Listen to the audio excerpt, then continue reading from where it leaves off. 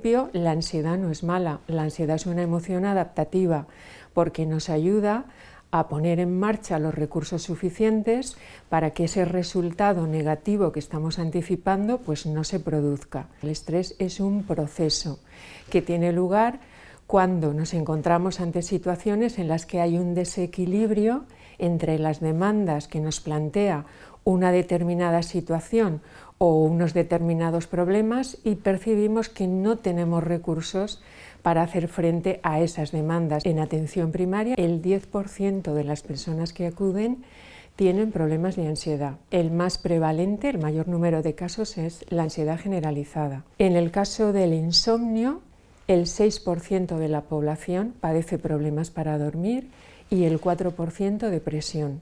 Y además el 50% de las personas que acuden a atención primaria informan de que tienen mucho estrés. Las catástrofes, los desastres, como lo que ha ocurrido en este desastre de la Dana, son situaciones que no forman parte de las experiencias humanas habituales. Esto explica también esas respuestas psicoemocionales que se producen en las personas. En los primeros momentos hay muchísima confusión, sensación de irrealidad, de incredulidad. De pronto ver donde tú vives, donde incluso te has podido criar, se ha convertido en un escenario dantesco, irreconocible.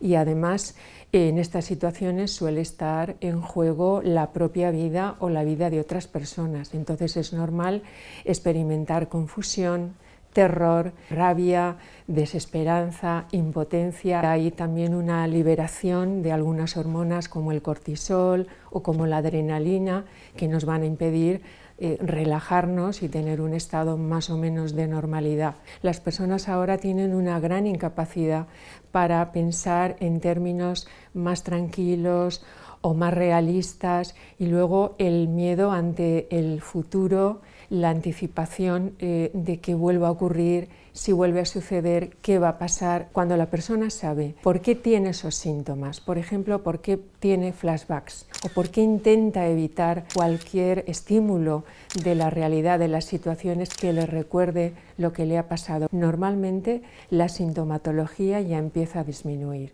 aunque luego obviamente pues habrá que seguir trabajando y ayudando a la persona. Los niños necesitan explicaciones muy sencillas, muy breves y adaptadas a su edad. Y sobre todo, para ayudar a los niños es esencial el comportamiento de los adultos, sobre todo de los adultos que a ellos les da más seguridad.